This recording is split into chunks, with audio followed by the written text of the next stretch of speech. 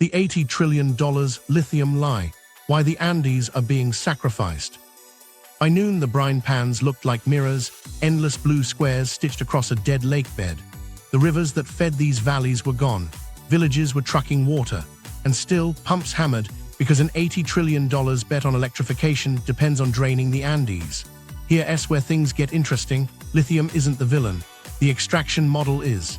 Get this, what companies call not water is the same pressure that keeps real water alive. But hold on, because what I'm about to tell you next was set in motion years earlier. To understand why the water vanished, we need to rewind to the deal nobody saw. The triangle that powers the world. Three high deserts form a tilted crown at the top of South America: Chile's Salar de Atacama, Bolivia's Uyuni, and Argentina's Hombre Muerto. Wind-scrubbed, glacier-fed, almost airless at altitude, they sit inside closed bowls called endorheic basins. No river carries their water to the sea. Whatever falls here stays here, trickling through volcanic gravels, pooling under salt. Life learned to be careful. Investors learn to be fast. On paper, the Lithium Triangle looks simple. Some of the world's largest lithium resources, shallow, brine-borne, and cheaper to pump than to dig. But that's the first sleight of hand. Reserves aren't the same as extractability. The geography is financialized twice. First by geology, which decides how fast ions move through pore spaces. Then by capital, which decides how fast companies must move to hit quarterly targets. Here's the crazy part. The water accounting that props this up depends on a definition. Brine, salty groundwater concentrated beneath the salars, is labeled not water. Freshwater, thin lenses around the basin margins, gets counted separately.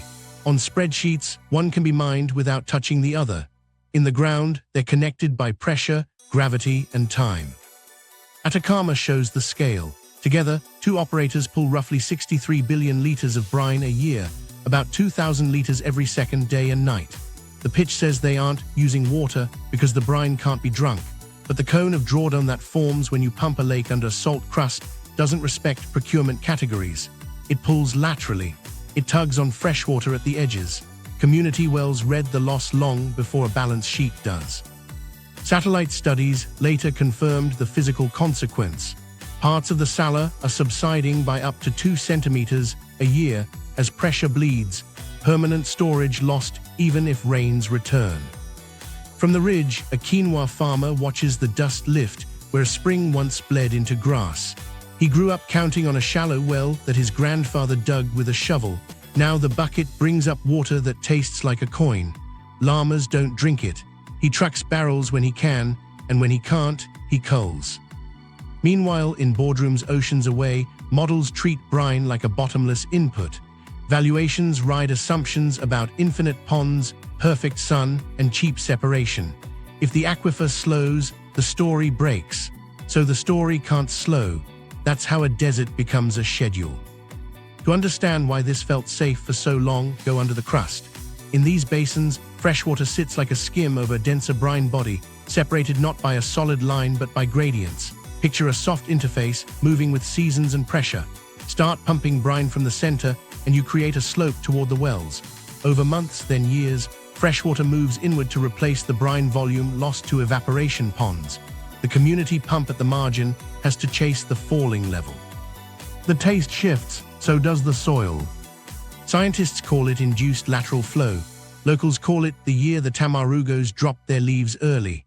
What nobody knew at first was how far the effect would travel or how fast. Monitoring networks were sparse. Some wells were company-run, some provincial, some broken. Uncertainty did work it was never supposed to do. It filled budget gaps with optimism. Meanwhile, the brine itself took a long path to market. After it's pumped, it sits through 12 to 24 months of evaporation, a slow choreography of ponds that strips out what you don't want and leaves more of what you do. This is cheap on energy and brutal on time. When prices rise, the fix is more pumping, bigger ponds, faster turnover. When prices fall, sunk costs keep the pumps on anyway. Either way, the lever is water. Here's where it gets interesting. Even as companies insist on the separation of brine and freshwater in law, the land keeps showing the connection in fact. Springs that fed flamingo lagoons thin out. Vegetation rings around wetlands contract. Satellite data begins to pick up subsidence, millimeters stacking into centimeters as the aquifer loses pressure and the sediments compact. Once that storage space collapses, it doesn't rebound with the next good winter. The basin forgets how to hold. In uni, a young teacher marks her attendance sheet with a pencil stub and a smile that's turned into a habit. Her students draw salt flats with cranes and trucks. Their parents argue about whether to take the stipend from a community fund tied to production or to fight for stricter baselines first. The stipend buys diesel. Baselines feel like paperwork. Meanwhile, the well outside the school swings a little lower each dry season. All of this maps onto a market story that sounds clean. Batteries turn sunlight into motion and cut tailpipe emissions. That's true, and it matters. But the same physics that lets lithium shuttle charge between electrodes also makes it rare in the right concentrations. The cheapest way to gather it here is to evaporate enormous volumes of groundwater in a place that barely has any to spare. And the plan only works if everyone agrees that brine isn't water. That's the hinge. Because the deeper truth is this: what keeps the brine moving toward the pumps is the same head that keeps freshwater moving toward the roots. Change the pressure and both respond. The money only flows if the water keeps flowing up and out of the ground. The evaporation gambit, killing water to print lithium. Start at the pond edge where the wind stings with salt. Brine comes up from wells in the Sala's center and pours into a staircase of rectangles, each pond a little saltier than the last. It'll sit there for 12 to 24 months while the sun does unpaid labor, boiling off what companies refuse to call water. Operators like it because sunlight is free and diesel is not.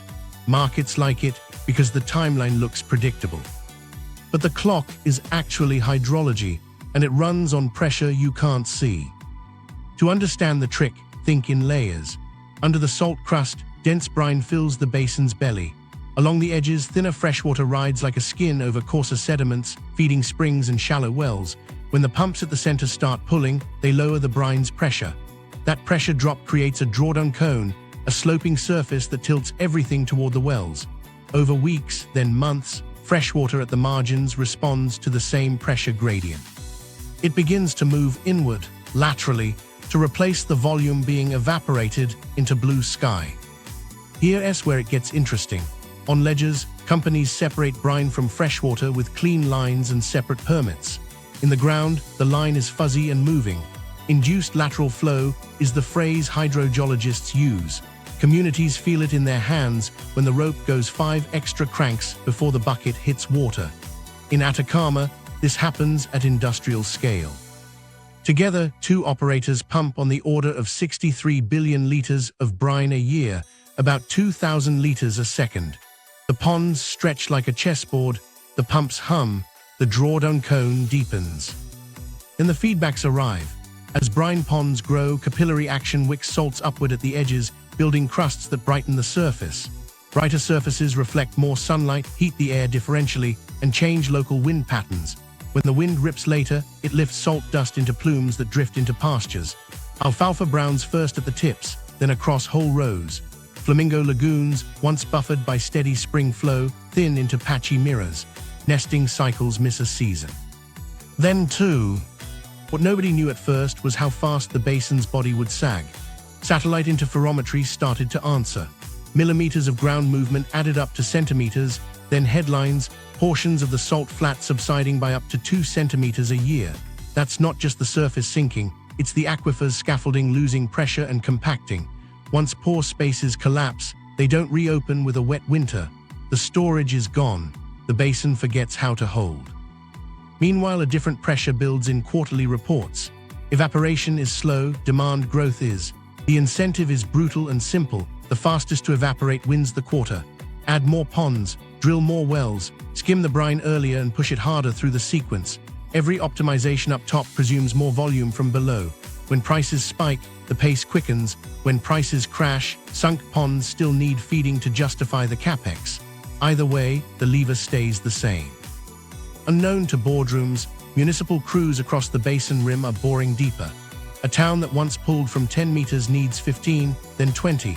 Pump intakes slide downward, electricity bills climb.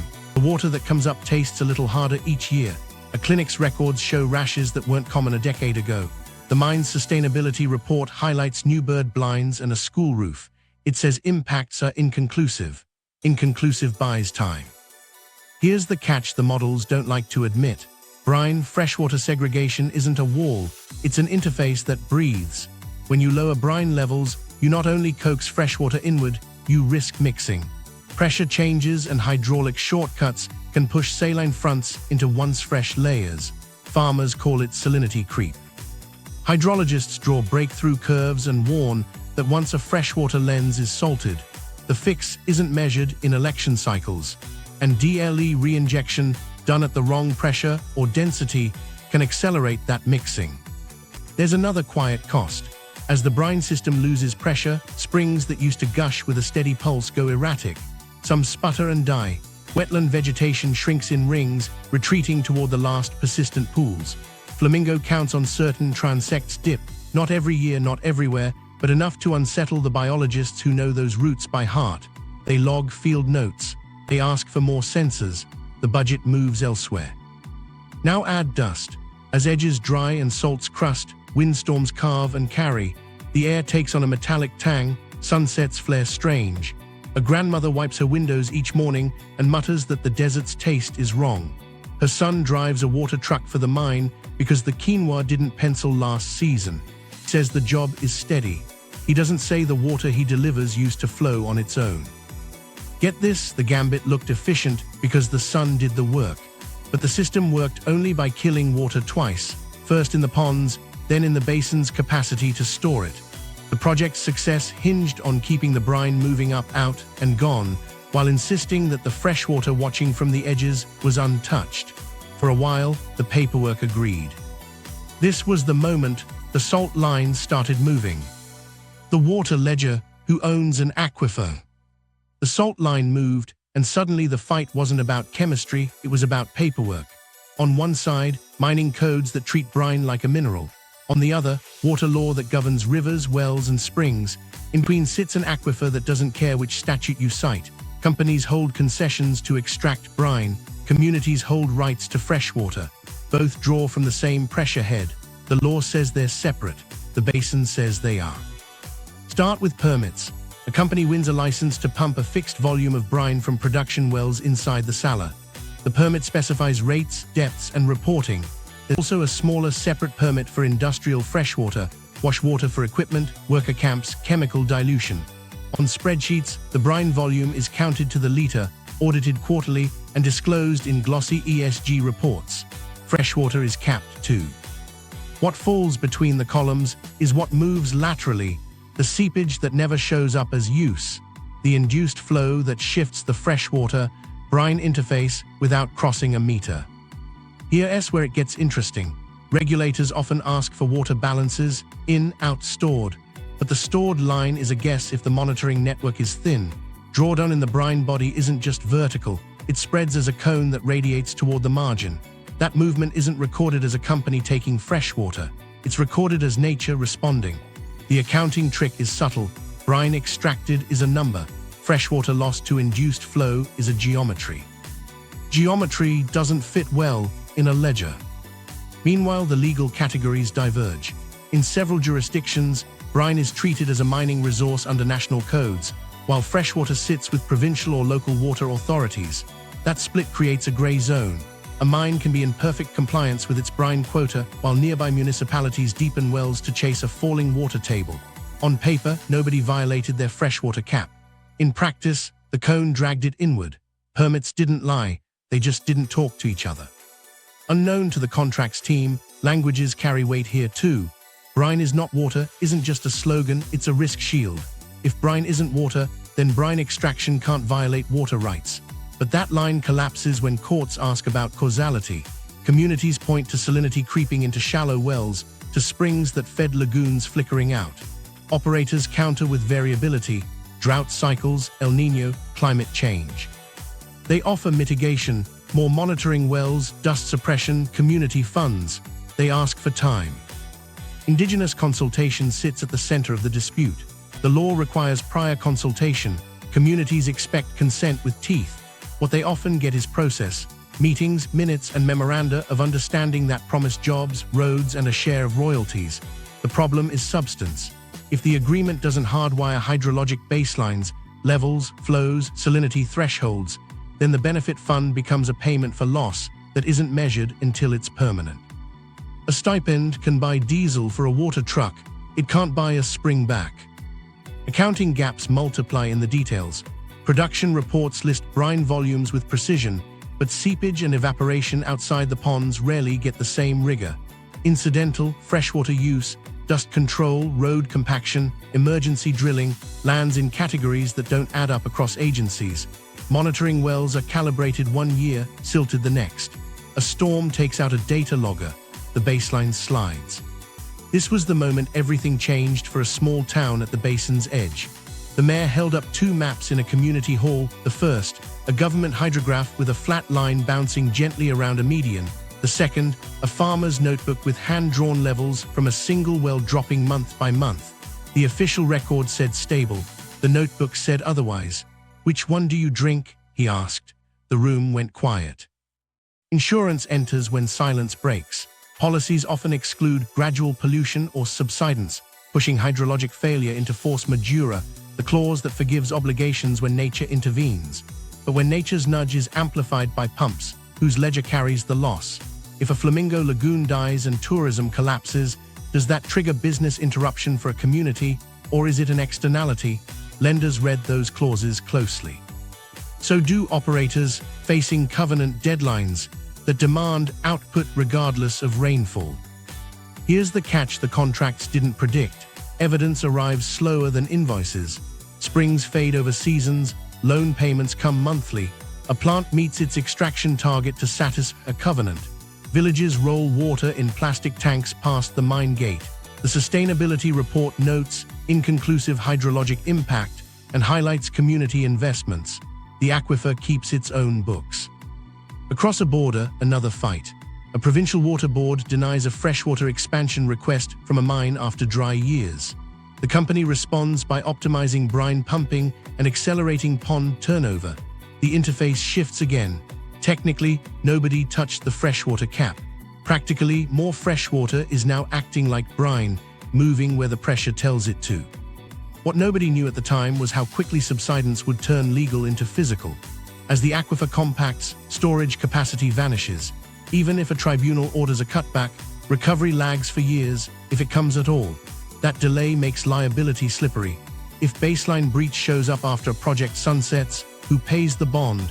If the state approved the permits without integrating hydrology across categories, who owns the mistake? Get this, the water ledger that matters isn't the one filed at quarter's end. It's the one the basin keeps in pressure and salt.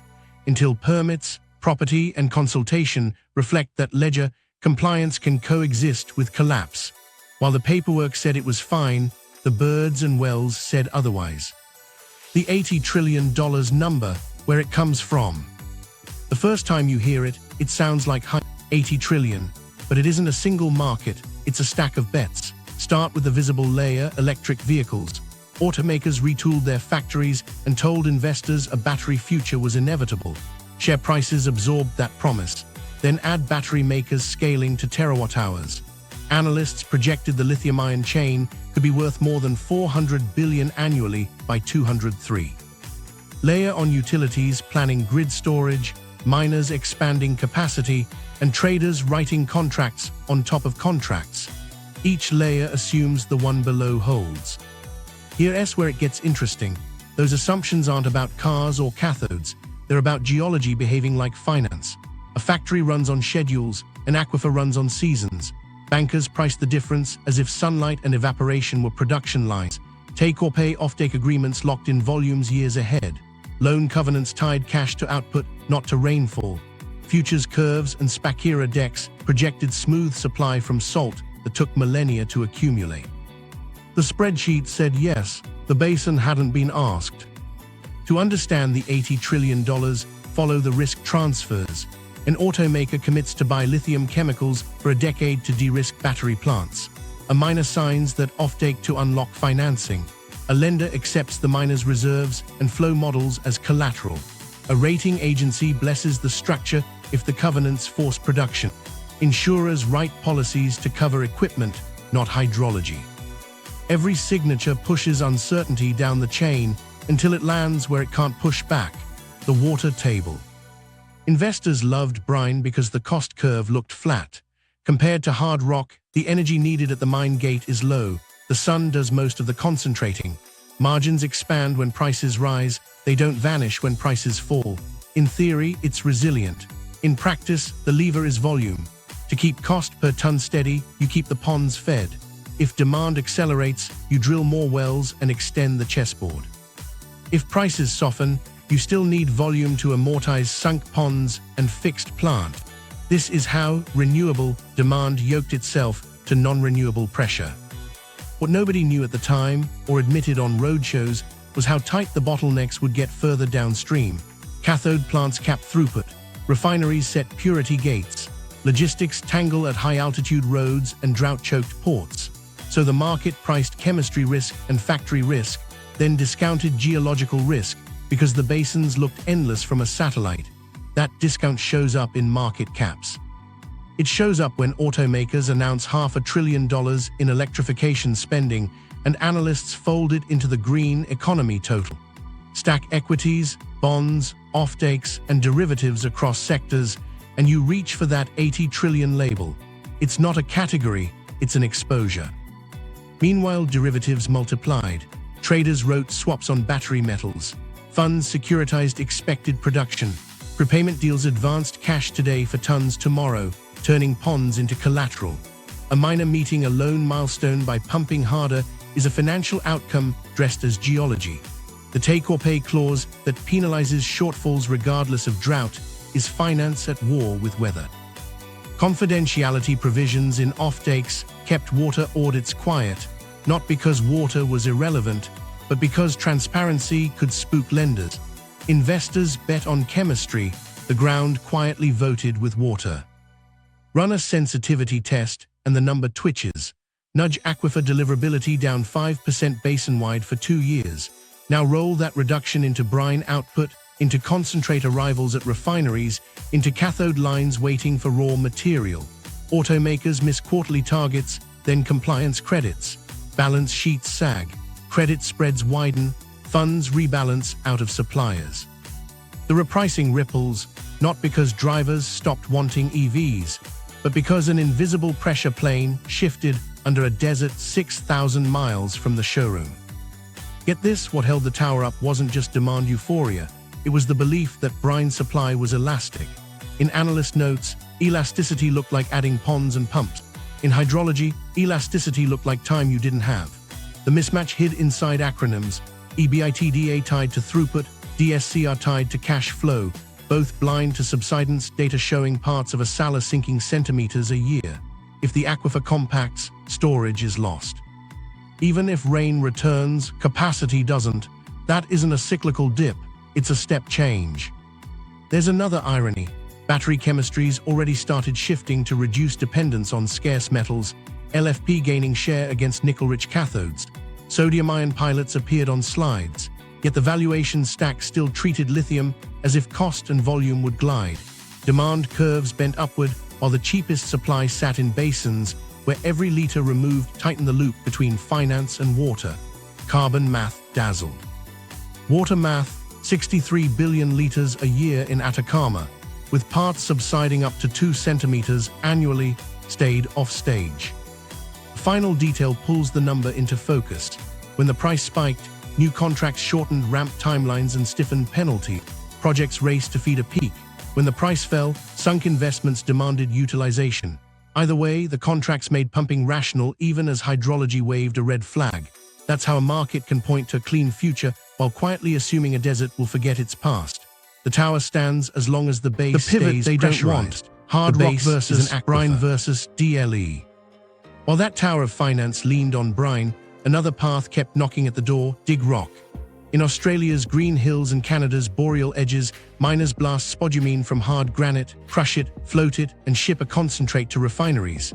It's loud, steep on energy, and honest about what it is, mining. At the pit, water use is lower than a desert pond farm, but the energy bill is higher. Diesel for trucks, power for mills. Heat for kiln-like converters that turn spodumene into something refineries can digest. It trades water stress for energy intensity, and it does it in places where rain still falls. Here's where it gets interesting. On a spreadsheet, brine beats rock at the mine gate. Low ore handling, the sun works for free, but brine's advantage depends on time and water in places that have neither to spare. Hard rock's edge hides downstream, a tighter, faster supply line you can schedule. Quarries don't wait for evaporation. You cut, crush, rail, refine. If you have grid power that's clean and stable, the carbon math can pencil better than you think. If you don't, diesel and coal show up in your LCA and the glow fades. Either way, the pivot question isn't purity, it's pressure, whose pressure you choose to spend. Meanwhile, the industry's escape hatch arrived with a promise: direct lithium extraction. DLE would skip months of evaporation by pulling lithium ions straight from brine with sorbents and membranes, then send the brine back underground. No giant ponds, smaller footprints, closed loops. Get this, the marketing slides wrote themselves, but the plants didn't. Chemistry fought back, sorbents swelled and degraded, fouling choked columns. The brine cocktail changed with seasons and wells. What worked on a bench stalled at scale. The catch nobody wanted to headline: most DLE trains need significant freshwater to wash and strip the captured lithium from the sorbent. Pilots have requested volumes that shocked communities who were told this was the waterlight fix. And the reinjection step, the heart of the promise, carries its own hydrologic risks. Push spent brine back into the basin at pressure, and you can shove saline fronts into once fresh layers. Mix the wrong density at the wrong depth, and you build a shortcut that unravels the very separation the paperwork depends on. The interface breathes, and you just taught it to pant. Operators under covenant clocks do the math. If DLE skips evaporation, you move inventory faster, but you trade a visible cost, pond acreage, for invisible flows, wash water, reagents, power, and subsurface pressure management. Pumps hum either way. The question is what they hum for. Some pilots string DLE onto existing ponds, using columns to boost the tail end of concentration. Others dream of all-column systems that feed a reactor straight from wells. Both dreams hit the same wall: scale. You don't test a basin's patience on a skid. You test it with a train yard of units and pipelines that must run without stopping. There's a political undertow here. Moving from brine to rock shifts power. The Andes lose leverage, Australia and Canada gain it.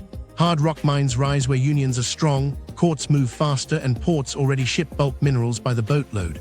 Processing follows, pulled by clean power and policy carrots. The midstream, the refineries and cathode plants, start to relocate to grids with wind and solar, or to industrial parks with nuclear baseload. Brine nations watch value slip offshore as concentrates and chemicals are priced where water isn't the binding constraint. The geopolitics of green looks like the old map, just with different colors. Investors try to arbitrage the difference. They back DLE announcements to keep brine optionality alive. They fund hard rock to keep timelines short. They hedge with chemistry, shifting toward LFP cathodes that don't need nickel or cobalt, and toy with sodium-ion pilots that flirt with less lithium. But the big car makers still write offtakes that prefer certainty over novelty. They finance mines. They sign take-or-pay clauses. They don't like waiting for chemistry to grow up when production lines are hungry now. Here's the part the market whispers about. Even if a DLE breakthrough lands tomorrow, the basin it lands in won't be the same. Reinjection changes pressure regimes. You need injection wells mapped, tested, and monitored for years. You need tracer studies and seismic lines. You need to know where the spent brine will go when it hits a fault. All of that takes time, sensors, trust. Without it, you risk fixing evaporation while breaking storage. And once storage is broken, you can't buy it back with a water truck. Meanwhile, hard rock keeps running. It's modular. You can add a new pit or a new line. You can site refineries where power is clean and abundant, hydro in Quebec, wind in Western Australia. You can recycle heat. You can measure everything.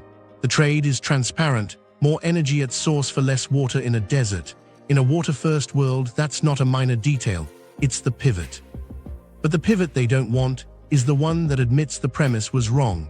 It says the cheapest lithium on paper came from the most expensive water in practice. It says contracts need hydrologic KPIs alongside tons. It says finance has to accept slower ramps while chemistry and reinjection science catch up. It says the brine advantage was borrowed time. If DLE worked at scale tomorrow, one detail would still haunt the Andes. Reinjection changes the basin forever. The Andean water clock, hydrology on a knife edge. 3 days earlier, clouds dragged a thin veil over the Altiplano and let it go without rain. That's normal here. What's not normal is how long the dry lingers now, how the snow lane keeps stepping uphill, and how the basins, closed bowls that keep their own secrets, measure time in losses, not seasons. Endorhake means water doesn't leave by rivers, it leaves by air. That trick worked when recharge and evaporation kept a truce. The truce is breaking.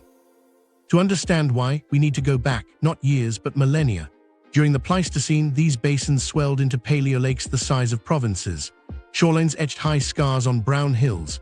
As climate dried, lakes shrank into salt flats, and the remaining groundwater settled into layered bodies. Fresher water feathering along the margins, dense brine occupying the center, all of it cushioned by pressure and time. The system learned to move slowly. We didn't. Here's where it gets interesting. Recharge here is a drip, not a pour. Snowpack on high peaks releases meltwater later each year as glaciers retreat and winters warm. ENSO, El Niño and La Niña yank precipitation back and forth, but the long trend leans drier. When recharge pulses slip in timing or thin in volume, shallow freshwater lenses at the margins take the hit first. Wells that used to rebound after the rains now only pause their fall. Springs that buffered lagoons twitch instead of breathe. Hydrologists call these aquifers elastic on decadal to centennial scales. Push them today and they might look fine next quarter, then slump in 5 years when the signal travels. That's the knife edge. The aquifer's memory is slow, extraction schedules are not. A quarterly target is louder than a winter's snow. Companies model sustainable yield as if the desert's ledger closes each fiscal year. The basin's books sprawl across generations. Meanwhile, uncertainty becomes a tool. Monitoring networks started late and thin, scattered across agencies and concession lines. When a dataset can't pin down the interface's motion, the conclusion on paper becomes inconclusive. Inconclusive reads like permission to keep pumping while you study more. The longer the study, the clearer the trend after the damage is locked in. Get this, the slowness that protects the desert is the same slowness that hides the bill until it's too big to pay. Now a micro story that never made a report. A villager in the shadow of a ridge sharpened a nail and scratched dates and water levels on a wooden post by his well. Each dry season, he marked the drop. The numbers weren't meters, they were bucket knots, how many loops of rope it took to hit water. The column of scratches lengthened. At first, nobody cared. Then a summer came when the rope hit bottom and the bucket thudded dry. He borrowed from a cousin to truck water. He sold 4 llamas. The ledger on the post didn't lie. Parallel to that post, a flamingo biologist ran transects across 3 lagoons for a decade. She logged counts, nesting sites, and salinity. In good years, the birds spread like rose petals across milky blue. In lean years, their numbers tightened. Lately, lean stacked on lean. One lagoon lost its spring pulse and went brackish beyond tolerance during nesting season. Birds skipped the site. She wrote absence in the margin and drew a small circle where a chick had hatched 3 years prior. Small circles don't move markets, they do mark endings. Then the wind picked up, harder and stranger than elders remembered. When evaporation pans expand and wet edges retreat, salts crust and weight. Gusts lift that crust into the air as fine dust. Pastures shift color at the tips first, then across whole patches. Children cough. Solar panels lose a percent here, a percent there to fouling. Mines run water trucks to spray roads and tamp dust, ironically spending more fresh water to fix a problem born of drying. The desert tastes wrong, people say. They aren't measuring, they're noticing. Here's the part models dodge: mixing. Lowering brine pressure pulls freshwater inward, but it also opens shortcuts. Pressure gradients exploit fractures and old channels. Saline fronts can lunge, not stroll. One misset pump test, one reinjection plume at the wrong density, and a freshwater lens takes a permanent salt fingerprint. There's no desal truck for an aquifer. The only fix is time with no withdrawals. And even then, compaction may have already stolen the storage you need to heal. Meanwhile, politics runs on shorter clocks. Election cycles reward ribbon cuttings, not hydrologic baselines that take 5 winters to mean anything. ESG reports glow with photos and pilot projects. Few publish the time series plots that matter, heads, flows, conductivity. When communities ask for third-party monitors with public data, lawyers tap confidentiality clauses. Competitively sensitive, they say, water isn't a trade secret, it's a lifeline. But on paper, the line blurs. What nobody knew at the time, because nobody had stitched all the slow signals together, was that subsidence would become the loudest truth. Satellite tracks showed parts of a salar dropping up to 2 centimeters a year. Not a sinkhole, a sigh, the aquifer's frame giving way. Once pore spaces collapse, they don't pop back with the next wet year. The clock doesn't rewind. It loses hours it can't get back. So the Andean water clock keeps ticking, but the hands slip. Each liter evaporated from a pond is gone. Each kilopascal of lost pressure is a memory erased. The basin keeps a ledger in salt and silence, and the industry keeps asking it to speak on quarterly time. The supply chain maze, from brine to battery gatekeepers. While the desert kept its quiet ledger, the rest of the system spoke in bottlenecks. Brine in a pond isn't a battery in a car. It has to move, concentrate to carbonate or hydroxide, then to cathode powders, then into cells, then into packs. Each step has a gatekeeper who can slow or speed the whole line, and most of those gates sit far from the Andes. Start at altitude. Concentrate leaves the ponds in tanker trucks that grind over switchbacks to processing hubs. Every extra kilometer eats time and money. Ports choke when harvest seasons overlap with mining shipments. Drought narrows shipping channels, idling vessels off coasts while ponds keep evaporating.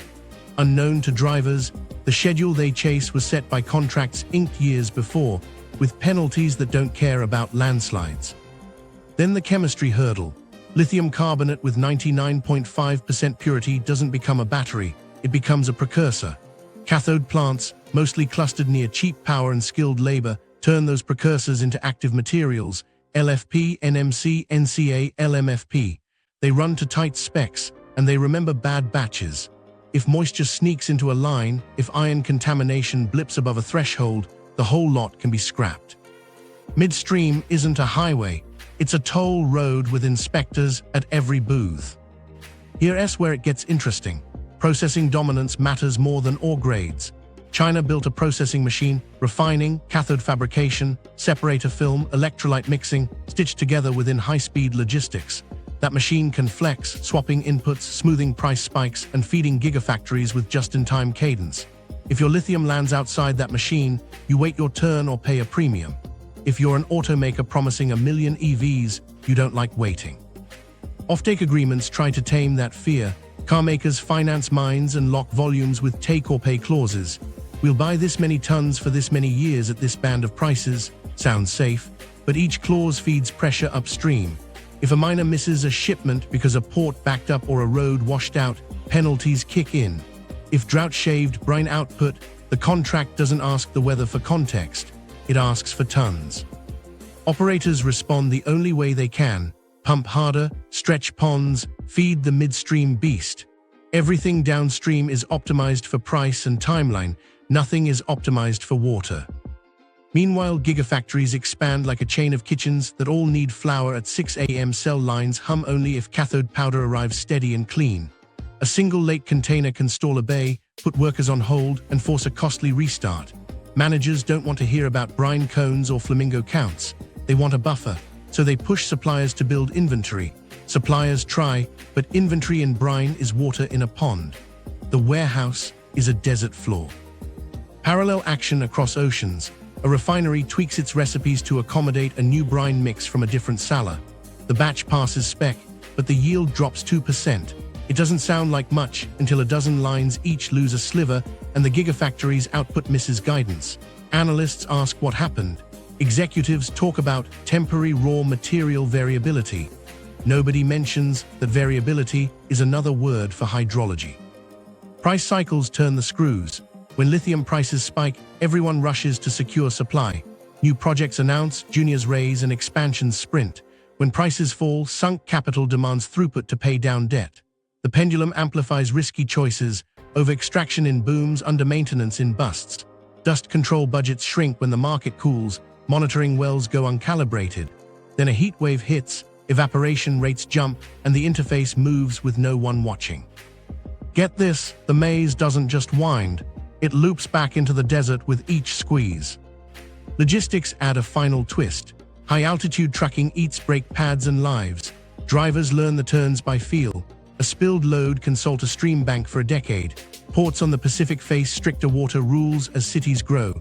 Barges on drought-thin channels in other continents wait for rain to lift them an inch. Each delay pushes costs up the chain.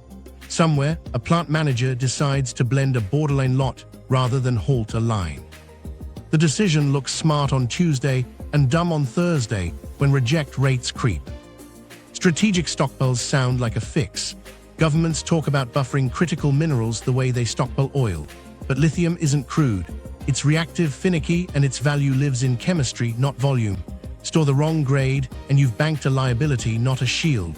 Better buffers live in midstream quality, clean power for refineries, redundant cathode capacity, contracts that reward stable output over maximum volume.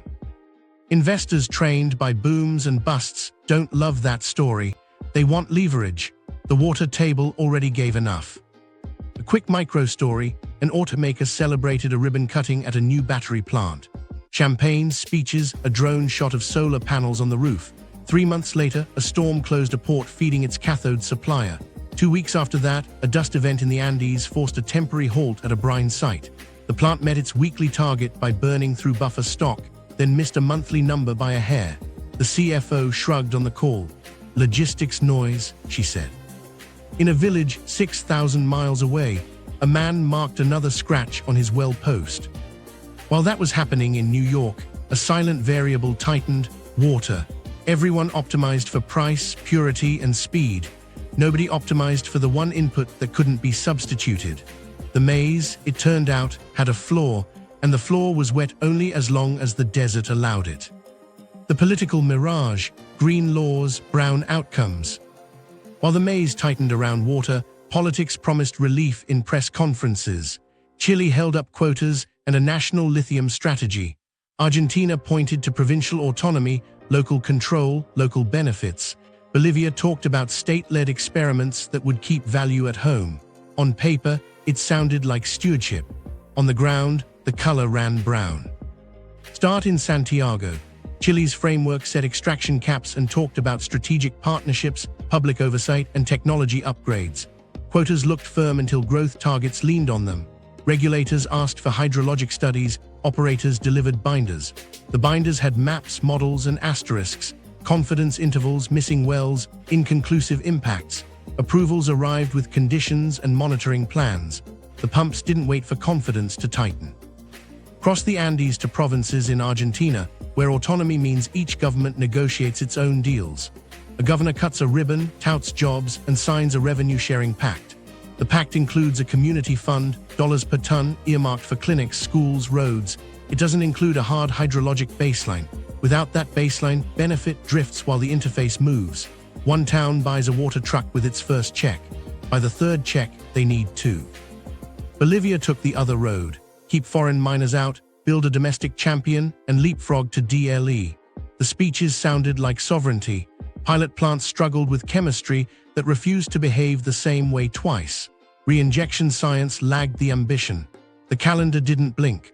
A policy built on national pride still had to reckon with pressure gradients and brine that won't sit still for slogans. Here's where it gets interesting. ESG became the shared language, a promise that growth could be measured, managed, and made safe. Sustainability reports featured flamingos, recycling arrows, and SDG icons. KPIs tracked training hours, CO2 per ton, incident rates. Few tracked the numbers that matter for an endorheic basin: heads, flows, conductivity, subsidence. When they did, the series started late and ended early. Inconclusive, the caption said. Inconclusive bought time. Community benefit funds tried to paper over that time. Per ton royalties felt tangible. They showed up in bank accounts and on asphalt. A clinic got a generator. A school got laptops. A road got graded before the rains. But water loss isn't fungible. You can't swap a well for a roof. When a spring fails, the cost is permanent, and the payment that was supposed to benefit starts to feel like rent for a future that already left. Get this, the more the fund paid out, the harder it became to say no to the next expansion that kept the fund alive. Election cycles cut the horizon again. A minister needed a headline before winter. A governor needed a shovel-ready project before polls opened. Hydrologic baselines ask for 5 winters and a patience that doesn't fit a stump speech. So policies favored ribbon cuttings, pilot announcements, and memoranda that could be tweeted.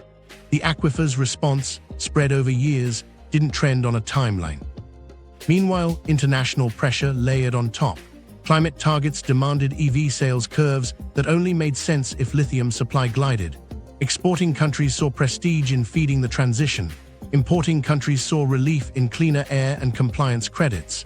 Outsourcing the ecological cost to thin, high deserts became a quiet norm.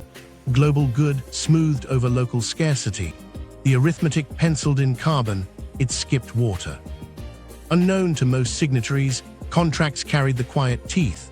Offtake agreements came with confidentiality clauses that wrapped site-level water balances in NDAs. Provincial MOUs repeated the language, citing competitively sensitive information. A mayor asked for a full hydro audit. A lawyer pointed to a paragraph and said no. The plant hit its financing milestone. The town rolled another tanker. A micro-story slid through the cracks. In a northern Argentine province, a newly elected governor campaigned on water first. He won, froze a pending freshwater permit, and demanded a joint monitoring program with public data. The miner agreed to a working group to more gauges to quarterly meetings. 6 months later, the gauge near a community well failed. Replacement parts were in transit. The working group minutes noted the outage. The brine meters inside the sala kept perfect time. ESG ratings barely twitched. Agencies weighed policy frameworks, disclosure quality, and emissions intensity. Water stress scored high-level basin-wide, site specifics blurred. An operator with glossy reporting and a carbon plan could outrank a quieter peer sitting on a stronger hydrologic footing.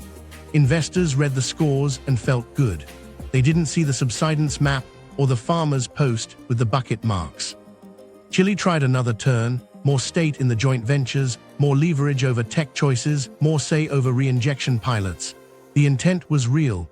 The constraint was the same. Science moves at its own pace. Basin models ask for calibration time. Flamingo counts need sequences, not snapshots. While committees formed, the export line hummed. Each ship made the next ship easier to justify. Across a Pacific boardroom, an automaker's procurement chief stared at a water clause with no thresholds and a penalty clause with dates in bold. She signed anyway. Production lines don't wait for perfect policies. They devour inputs according to plan. Her plan had to align with regulation somewhere else. Tax credits, fleet targets, investor calls. Green laws in one place, brown outcomes in another. This decision would haunt them because the Mirage worked. Laws and labels suggested control, while the basin answered to pressure. Meanwhile, across the Pacific, escape hatch, a different bet do we even need this much lithium? Here's where things get interesting. While politicians sold quotas and contracts locked pumps on, chemists were busy trying to shrink the problem itself. If you use less lithium per car, the desert breathes longer. That's the escape hatch. Change the recipe so the supply chain doesn't have to squeeze the Andes. Start with the quiet revolution in cathodes. For a decade, nickel and cobalt-heavy chemistries, NMC, NCA ruled premium EVs. They packed range but at a cost in scarce metals. Then LFP returned from the margins. Iron and phosphate are abundant, cheap and stable. You lose some energy density, but you gain cycle life, safety and cost control. Put it in buses, delivery vans, base model sedans, and the math clicks. Fewer scarce metals, more vehicles off oil. Now the twist, LFP still needs lithium. It just needs less per delivered mile when you right-size the pack. Downsize the car, trim the battery, and suddenly you've cut lithium intensity by design. Chinese automakers sprinted here first. Compact LFP packs, structural batteries, cell-to-pack integration to squeeze out overhead. Western makers followed, relearning an old lesson: efficiency beats brute force. A city car with 250 kilometers of honest range displaces more gasoline per kilogram of lithium than a luxury barge with 600. Meanwhile, sodium ion knocked on the door. No lithium at all. Sodium sits one shelf over on the periodic table and doesn't ask you to mine thin deserts for ions. Energy density lags, especially in cold, but for 2- and 3-wheelers, short-range cars and grid storage where weight doesn't rule, sodium's a fit. Factories can pivot lines because the manufacturing playbook looks familiar. Get this, the more segments sodium can absorb, the less pressure lands on brine. Engineers layered more options. Manganese-rich cathodes promised to thin nickel, LMFP spiked LFP with manganese to add a little punch. Silicon crept into anodes to raise capacity without new metals. Solid-state hovered on the horizon, a maybe that keeps R&D honest. The common thread wasn't a silver bullet, it was a portfolio that trades a little performance for a lot of resilience. If you diversify chemistries by use case, you stop pretending one desert has to feed every driveway. Grid storage broke the illusion fastest. You don't need high-energy lithium cells to shift solar from noon to evening. You need cheap, safe, durable boxes. That's where flow batteries, vanadium ion earn their keep. Tanks scale separately from power stacks. Lifetimes push into decades. Thermal runaway fears drop. Add pumped hydro in the right geology. Throw in compressed air where caverns exist, and whole gigawatt-hours move off lithium back. Utilities care about levelized cost, not road trip bragging rights. They'll migrate if regulators let them earn returns on alternatives. Mobility can share the load too. Trolleybuses never left some cities. Overhead wires pull buses without a single cell on board. Catenary freight lines lop off diesel burn on key corridors and shrink the need for massive truck packs. Battery swapping, once a punchline, found a niche in scooters and taxi fleets where downtime is death. Small packs cycle hard, get replaced before they die, and return to centralized depots for second life or recycling. Each of these trims peak lithium demand in ways market models underweighted because they looked like infrastructure, not gadgets. Then there's the demand we don't count because it isn't sold. Not building a 2.5-ton EV to move one person 10 kilometers. Urban design, bus lanes, bike lanes, zoning that lets people live near work. They sound like planning meetings, not supply chains, but they're the straightest line to fewer cells. When a city trades parking minimums for transit lanes, it retires lithium before it's mined. That's not austerity, that's physics with sidewalks. Here's the catch. Corporate inertia is real. Retooling factories costs billions. Supplier ecosystems calcify. Warranty teams hate novelty. If you've bet your quarter on NMC sedans with giant packs, you don't pivot to sodium scooters and LFP compacts without bruising a P&L stranded assets. Refineries tuned for one chemistry, cathode lines designed for another, make demand sticky even when alternatives are ready. Procurement teams prefer contracts that look like last year's. Executives prefer ramps they can explain to investors, even if that means leaning on basins already losing up to 2 centimeters of storage height a year. Offtake agreements harden that stickiness. A car maker that guaranteed volumes from a brine operator to unlock a tax credit will keep feeding that pipe, even if a sodium pack pencils cheaper for a segment, because penalties bite and timelines bind. NDAs around site water data make it easier, psychologically and legally, to ignore the basin while you wait for the next platform refresh. Paper promises keep pumps on. But the physics is patient. Every time a bus fleet chooses LFP over nickel-rich chemistries, every warehouse that slaps sodium packs on forklifts, every utility that signs a flow battery PPA, the curve bends. It doesn't announce itself. It accumulates. Recycling will help later, turning today's cells into tomorrow's feedstock, but the cleanest ton is the one you never ask the desert to give. Micro story to ground it. A port city swapped 50 diesel buses for LFP models, then wired a 5-kilometer trolley segment on the heaviest route. Range anxiety vanished because wires don't get anxious. Maintenance crews stopped stocking cobalt-heavy cathodes. The depot added a sodium container for nighttime depot loads. No ribbon for lithium saved. Just quieter streets, steadier schedules, and a procurement officer who realized she'd cut her exposure to a desert she'd never see. Do we need this much lithium? Not if we choose differently. Chemistry opened the hatch. Planning widens it. The question isn't whether alternatives exist. It's whether contracts, habits, and headlines will let them scale before the water ledger closes. The shadow contracts, offtake truths, and quiet clauses. Here's where things get interesting. The real throttle on the pumps isn't the weather, it's paper. Offtake agreements sound dull until you hold one. A car maker promises to buy fixed tons for fixed years. A miner promises to deliver no matter what the sky does. Miss the volume, pay the penalty. Hit the volume, unlock the next tranche of financing. The contract turns geology into a schedule and a schedule into a whip. Start with minimum volumes. Take or pay clauses don't ask if El Niño shaved recharge or if a subsidence map turned red. They ask if the shipment cleared the dock. If it didn't, the shortfall rolls into the next quarter with a penalty attached. Operators respond the only way they can: pump harder, stretch ponds, accelerate concentration steps, and borrow from future brine to make today's invoice. Finance writes incentives, the desert eats them. Price floors add teeth. During booms, buyers want ceilings. During slumps, sellers crave floors. The compromise is a band with floors hedged by production covenants.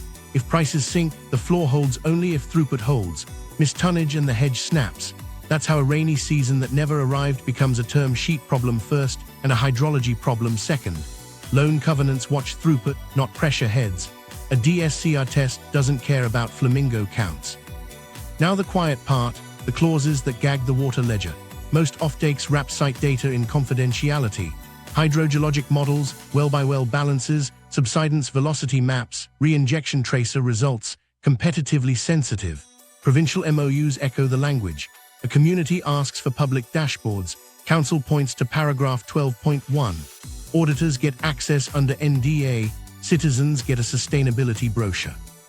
When the interface moves, the meeting minutes read under review. Financing milestones ratchet the pressure. Construction loans convert when nameplate capacity is reached and initial tons ship. Project finance steps down its risk when a plant hits a rolling average of monthly output. Miss the milestone and cash tightens. To meet it, operators lean on the only fast lever: extraction. Permit conditions often include environmental thresholds, but they're framed as monitor and report rather than stop at this line. The covenants are hard, the thresholds are soft. Guess which one moves the needle on a Friday afternoon? Unknown to the procurement teams, force majeure can be a mirage.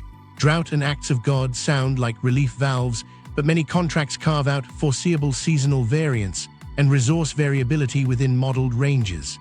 If your own model said the basin could swing plus or minus 5%, a 5% drop isn't force majeure, it's your problem. So the plant runs. The town trucks water. A micro-story unfolds at dawn. A dispatcher in a high-altitude yard checks a screen, 3 tankers to the refinery, 1 to the community pickup. A message pings from head office, penalty risk flagged on line 2 if a shipment slips. He diverts a driver to the mine gate. The community truck waits an extra hour. Nobody writes that hour into an ESG report. It fits neatly into a clause about reasonable commercial efforts. Meanwhile, car makers deepen the bind. To de-risk their own factories, they step into upstream finance, prepayments, equity stakes, convertible offtakes. With each dollar they add covenants that echo lenders, ramp profiles, purity specs, quarterly volume bands. Miss twice, cure once. Miss thrice, face step-ups in interest or early repayment triggers. A basin that recharges in pulses now reports to a calendar that punishes pulses. The pump hums to the rhythm of debt service. Here's where it gets crazier. Some agreements include make-up volumes that stack like snowdrifts. If a drought year knocks you short, the missed tons roll forward. Hit the next year's target plus the arrears or pay. On paper, that's flexibility. In practice, it's a deferred overdraw on the aquifer. By the time a wet year arrives, compaction may have already erased the storage you needed to deliver the make-up safely. Confidentiality blocks more than audits. It blocks learning. Re-injection pilots generate tracer curves that could teach neighboring basins what not to do. Instead, results sit in data rooms while public hearings cite global best practices. Communities hear about closed loops, while technicians privately adjust for fouling, reagent spikes, and pressure kicks that nudge saline fronts. The knowledge that matters most, to map risk before it spreads, stays sealed because a clause says so. Across an ocean, a treasury team prices the risk. They model FX, freight, and metal price volatility. They do not model lateral freshwater loss or a 2 centimeter per year subsidence zone crossing a haul road. Those don't live in their spreadsheet tabs. They live in a footnote under environmental, waved off with mitigation plans in place. The offtake, signed last spring, reads clean. The case vignette tells the truth faster. A plant hit a loan covenant by shipping its quarterly tonnage 2 days early. The refinery logged receipt. The lender released the next tranche. That same week, 2 villages 60 kilometers away took delivery of municipal water in plastic tanks because their wells turned brackish. The sustainability update celebrated on-time delivery and strong stakeholder engagement. The NDA kept the hydro chart off the slide. Get this, the shadow in these contracts isn't malice, it's misfit. We wrote finance rules for factories and applied them to aquifers. We prized certainty and punished variance in a system built on slow breaths. If the paper doesn't make room for water's timing, the basin will make its own room by collapsing capacity you can't buy back.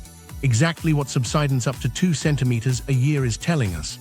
And when prices spiked, all those clauses, minimums, makeups, floors, tightened at once.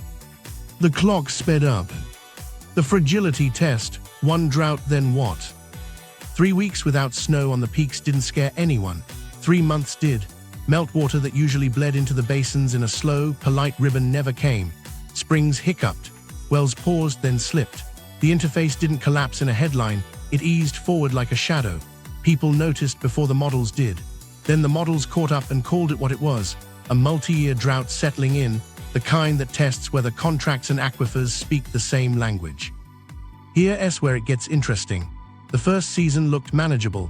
Operators trimmed non-essential freshwater use, delayed a maintenance wash, and shuffled brine between ponds to keep concentration steps on pace. Communities switched to alternating day pumping schedules.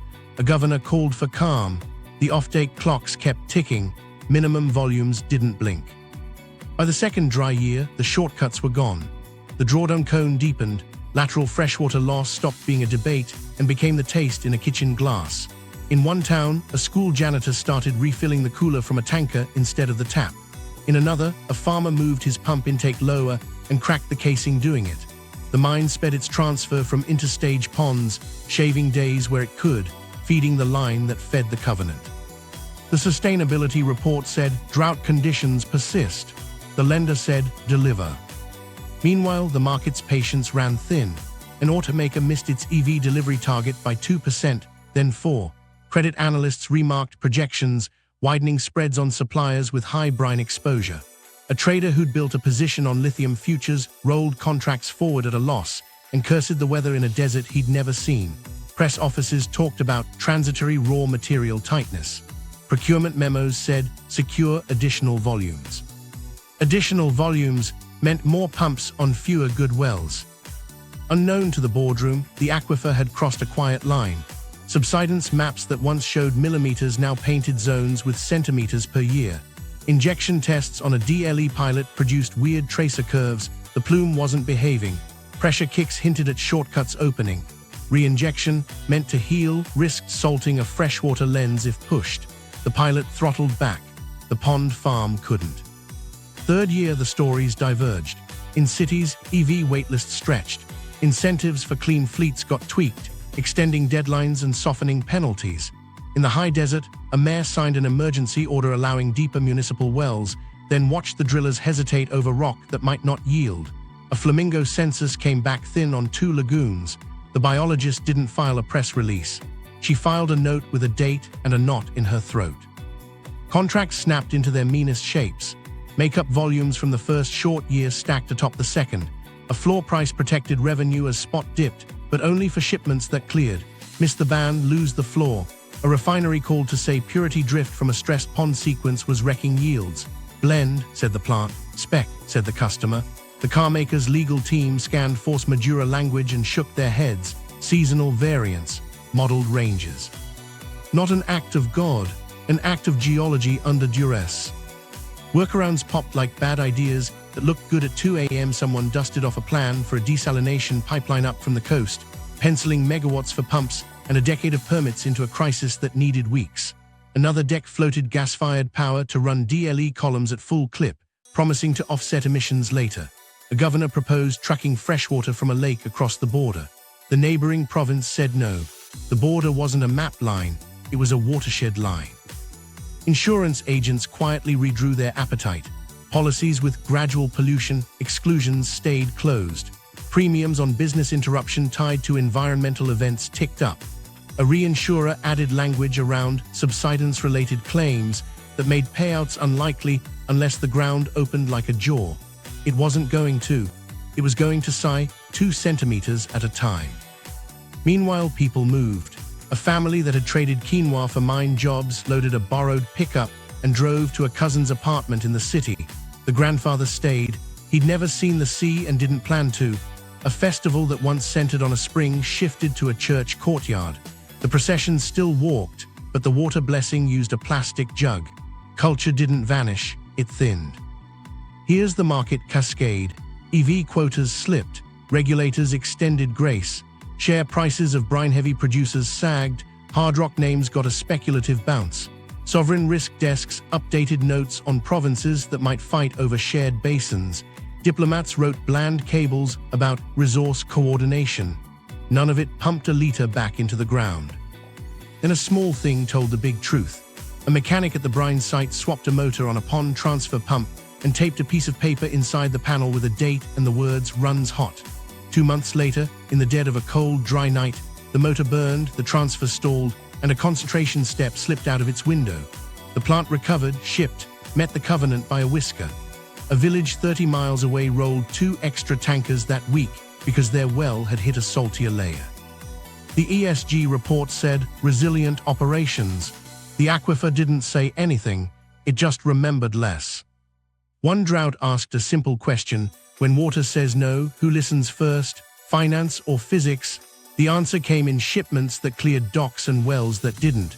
The basin failed the market's test because the market gave it one it couldn't pass. The next year, contracts would still be there. The inversion, the storage, protect water, then source lithium. Here's where things get interesting. The fix starts by flipping the order. Not how much lithium can we pull without getting caught, but how much water can the basin spare and still live? Water first, then tons.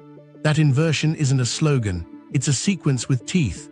Cap withdrawals to recharge, map baselines before permits, price depletion like a liability, and make every contract answer to hydrology before it answers to volume. Start with the cap. Each basin needs a hard withdrawal ceiling set below conservative recharge, not modeled optimism. That cap applies to brine extraction because pressure is the currency that connects everything. You don't guess it. You measure it. Multi-year networks of pressure transducers across margins and center, conductivity logs to track mixing, satellite subsidence maps tied to wells, tracer studies for any reinjection plan. Until those lines are drawn, permits pause. Baselines first, pumps later. Then you embed risk where it belongs, on balance sheets. If an operator wants to tap a finite pressure head, they post a performance bond sized to the cost of failure, replacement water for communities, habitat restoration where possible, long-term monitoring. Aquifer depletion becomes a booked liability that amortizes with every liter pulled. Miss a hydrologic KPI, pressure threshold, conductivity limit, subsidence rate, and the bond pays out automatically. No debates about inconclusive. The meter trips, the money moves. Procurement flips too. Offtakes tie tonnage to water performance. Minimum volumes only unlock if independent monitors certify the basin met its quarterly hydrologic KPIs. Take or pay becomes take or prove. Confidentiality clauses carve out a public exception for site-level water balances, heads, flows, conductivity, subsidence. Dashboards go up, simple, live, bilingual. If a pressure line sags or a conductivity line spikes, shipments slow by clause, not by protest. Lenders learn to love this because it lowers tail risk. The worst losses come when denial runs long. Regional sequencing buys time. While reinjection science matures in the Andes, scale up hard rock where water is not the binding constraint and power can be clean. Australia and Canada can carry more of the early load, with refineries co-located on hydro, wind, or nuclear, so Scope 2 plummets. That's not offshoring harm. That's moving conversion where grids can shoulder it without squeezing deserts. In parallel, limited Andean pilots run DLE under strict water budgets with independent oversight and published tracer results.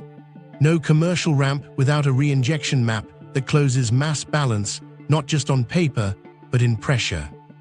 Midstream follows the cap. Refine outside water-scarce basins. If you mine brine in the Andes, ship intermediate streams to coastal or foreign plants on clean power. This shrinks freshwater footprints where they hurt most and hardens the chain against local droughts. Governments grease that move. Tax credits for refineries tied to renewable electricity, fast-track permits for cathode plants that open their process water loops. Investors shift attention from speculative ore to boring excellence in conversion yield and waste heat recovery, the midstream quality that quietly controls supply. Now the contracts that drove the crisis get rewritten. Replace make-up volumes with hydrologic holidays. If a drought pushes the basin toward a threshold, deliveries slow without penalty and terms extend. Price floors decouple from throughput and couple to verified water metrics. Meet the KPI, earn the floor, miss it, the floor softens but the penalty doesn't appear. Force majeure gets honest. Climate variance within long-term baselines is shared risk, not the operator's noose. None of that is charity. It's credit discipline in a system where physics, 63 billion liters a year out, up to 2 centimeters a year down, settles accounts. Get this, audits stop being PR. Third-party monitors sit on a joint council with communities, regulators, and operators. The council owns the hydro dashboard and the emergency brake. Its mandate is simple: keep the basin's ledger solvent. Committees don't run pumps, they run thresholds. If subsidence drifts toward 2 centimeters a year in a zone, an automatic slowdown triggers. If conductivity creeps at community wells, reinjection pressures step down and mixing models get refit in public. True cost pricing finally lands. Products carry a water stress stamp as real as a safety rating. An EV built from lithium that cleared strict hydrologic KPIs earns procurement preference in public fleets and tax credits at the point of sale. A battery pack that can't trace water meets tariffs or loses credits. Consumers don't read Aquifer charts, they scan a label. Give them one that actually means something. Meanwhile, diversify chemistry to match the cap. Push LFP in segments that don't need high nickel. Accelerate sodium ion for scooters, small cars, and stationary uses. Sign long-term flow battery PPAs so evening peaks don't lean on lithium at all. Every procurement plan that right-sizes packs and shifts segments is hydro policy by another name. Utilities and transit agencies can do this now without waiting for breakthroughs. A micro-story to make it real. A province redraws its lithium rules. No industrial ramp until 2 wet seasons of baseline data, a bond indexed to subsidence, an offtake template with hydrologic gates, a public dashboard, midstream plants sited on a coastal grid. Investors howl for a quarter.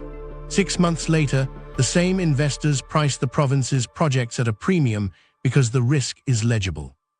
A village keeps drawing from a shallow well through a dry spring without trucking a liter. That's not luck, that's sequencing. Here's the payoff nobody wrote into a model. When water becomes the reserve and lithium the claim ticket, the map of winners changes. Early adopters of waterlink contracts gain pricing power because they can ship through droughts without shame or surprise. Communities with co-governance keep ecosystems and legitimacy. The transition stops mortgaging a desert's memory for a quarter's guidance. But hold on, because what I'm about to tell you next will decide who wins the decade. The new choke points, winners and losers in a water-constrained world. Here's where things get interesting. Once water becomes the reserve and lithium the claim ticket, the map redraws itself. Choke points shift from ore grades to hydrologic gates and midstream quality. Winners aren't the loudest resource holders, they're the quietest risk managers. Start with countries that can mine without raiding a finite pressure head. Australia and Canada move up the board. Hard rock isn't free, but it runs in rain-fed landscapes with robust permitting and power that can be cleaned. Pair spodumene with refineries on hydro in Quebec or wind and solar in Western Australia, and you get predictable tons with traceable Scope 2 and minimal community water conflict. Banks like that, procurement chiefs like that more. Processing becomes the new straight. Refineries and cathode plants with clean, cheap power and tight QA become the sewers of batteries. The gatekeepers are the operators who can flex chemistries, hit purity every week, and publish water and waste loops without drama. Nations that caught midstream with renewables, streamlined siting, and water recycling standards will pull margin away from whoever sits on salt flats. If your cathode line can switch feedstocks and hold yield through small impurities, you write your own ticket. and you stop forcing deserts to bankroll timelines they can't match. Losers, projects that depend on endorheic basins without a proven reinjection science and public baselines. If your monitoring network can't close a mass balance, if subsidence maps show centimeters a year, and your permits still treat brine as not water, capital gets skittish. The old advantage, sun and time, turns into a liability when contracts carry hydrologic gates. A project might pencil at $10,000 per ton on paper, then stall because a pressure line on a dashboard won't let it ramp. Corporate pivots sought leaders from laggards, early adopters of water-linked contracts, offtakes tied to hydrologic KPIs, make up volumes replaced by drought holidays, gain pricing power because buyers can trust deliveries through dry spells. They'll ship fewer tons on bad years and keep relationships intact. They'll also unlock cheaper debt. Lenders prefer known breaks to surprise crashes. Operators who still chase quarterly volume in denial of pressure will win a few headlines and lose a decade. Investors flip their lens from ore hype to conversion quality. Instead of betting juniors with glossy aerials of ponds, they'll pay premiums for refineries with low reagent losses, closed-loop water, and dual chemistry competence. Yield and variance at midstream start to price like safety margins at a nuclear plant, boring, relentless, audited. Funds that once traded volatility will learn to love the dull rhythm of plants that don't spike scrap or gulp water when feed shifts. Geopolitics leans into co-governance. Communities that sit on councils with vetoes tied to measurable thresholds become assets, not obstacles. Their legitimacy keeps the license stable, which keeps insurance writable and offtakes bankable. Projects that treat consent as paperwork will hit court delays and reputational cliffs that sponsors can't hedge. Get this, social license isn't a line item, it's uptime. Chemistry diversification becomes a pressure valve you can invest in. Regions that accelerate LFP for mass-market cars push sodium-ion into scooters, depots, and short-range fleets, and lock grid storage into flow batteries bank water, not just electrons. Their lithium demand curves flatten without sacrificing electrification. Automakers that align platforms to this portfolio, LFP here, sodium there, nickel-rich where truly needed, will meet targets without leaning on a single desert. Those that keep upsizing packs for marketing will find themselves bidding against their own future. New choke points appear at data and standards. The hydro dashboard becomes a passport. If you can't publish heads, conductivity, and subsidence with third-party stamps, buyers with water-first mandates won't clear your cargo. Certification shifts from ESG vibes to hydrologic truth, thresholds, time series, alarms. The first procurement consortiums that enforce this will look strict, and then discover they get steadier deliveries and fewer boardroom surprises. Microstory closes the loop. A mid-tier miner in a water-secure hard rock district tied its offtake to a coastal refinery running on wind. It signed a hydrologic clause anyway, public dashboards, drought holidays, because buyers demanded one language across suppliers. An automaker paid a premium per ton for that certainty and redesigned a city car to LFP with a smaller pack. The plant hummed through a year when the desert wheezed. The premium turned out cheaper than a missed quarter. We started with an $80 trillion promise and a desert asked to float it. In a water-constrained world, the winners read the ledger that matters and build around it. The losers pretend the basin will forget. It won't. Water is the true reserve. Lithium is just the claim ticket stamped by a basin that remembers every liter. If we price that memory, the transition grows up fast. Want the playbook for the next choke point? Subscribe and watch our deep dive on rare earth magnets and the naval straits that decide who builds tomorrow's motors. If you work procurement, ask for hydrologic KPIs in every offtake this quarter. If you're a voter, push water-first rules before the next ribbon cutting.